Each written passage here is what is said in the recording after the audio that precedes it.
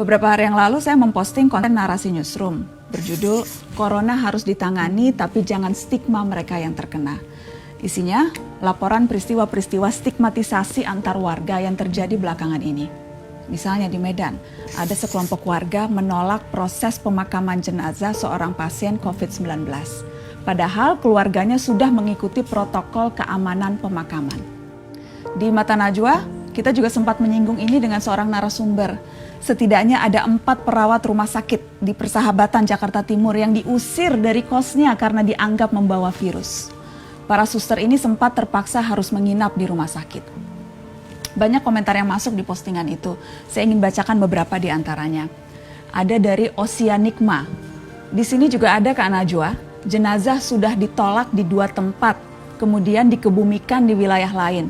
Tapi saat warga tersebut tahu itu jenazah COVID-19, warga geger minta dibongkar kuburannya. Miris lihatnya.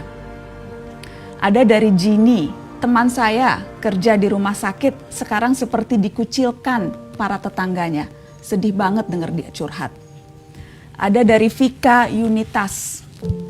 Bahkan saya dan teman-teman yang ada di kota berstatus zona merah, padahal bukan ODP pun nggak diperbolehkan masuk ke kos. Ada teman saya yang diusir, di gerbang ditulis orang dari kota saya tidak diperbolehkan masuk. Ada dari Lucy Louis, kemarin ada pasien ODP datang ke rumah sakit tempatku kerja dengan nangis-nangis memohon untuk dibuatkan surat keterangan bahwa dia nggak kena COVID-19.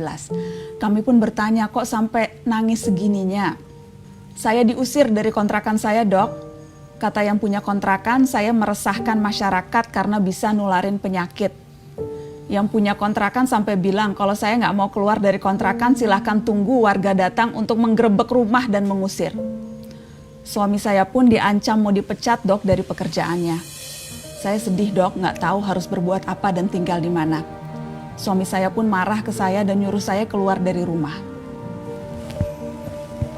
Cerita yang dibagikan seorang dokter yang juga membuat saya patah hati.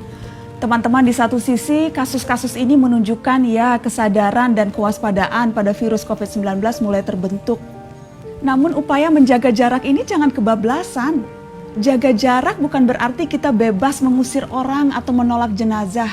Perawat-perawat itu misalnya, mereka pahlawan kita sekarang. Mereka mempertaruhkan nyawa dengan merawat pasien-pasien dengan peralatan seadanya. Kalau kita sakit, nauzubillah min zalik, jangan sampai kita sakit. Tapi kalau ternyata kita atau kerabat kita sakit, yang merawat kita adalah mereka. Jaga jarak dengan perawat itu wajar. Seperti juga kita memang harus jaga jarak dengan siapa saja sekarang. Tapi kalau sampai mengusir mereka, itu sudah keterlaluan.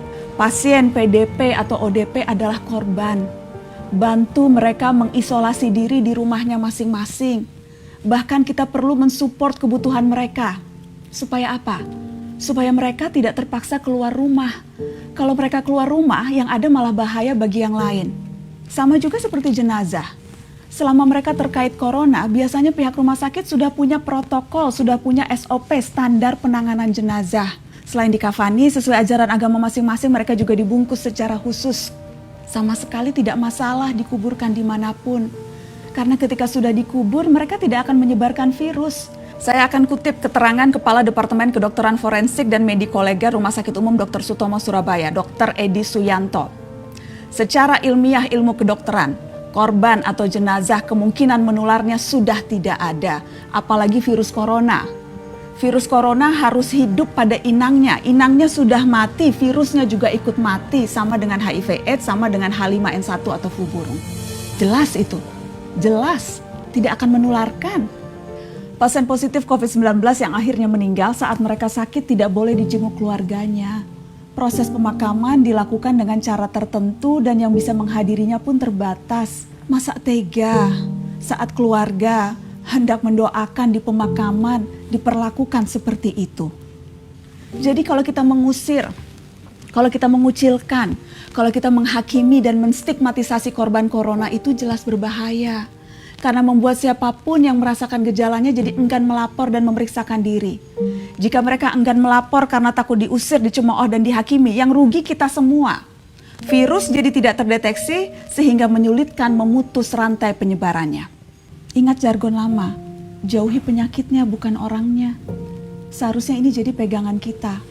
Cukup dengan jaga jarak, jangan diusir atau dikucilkan. Teman-teman, wabah ini diprediksi masih akan berlangsung panjang. Guncangan-guncangan sosial juga akan terjadi. Dan inilah saatnya memperkuat solidaritas. Jarak fisik memang harus direnggangkan, tapi ikatan sosial justru harus dirapatkan. Kita tidak bisa sendirian mengatasi wabah ini. Hari ini soliter seharusnya solider. Jaga jarak dengan penyakit, bukan dengan kemanusiaan.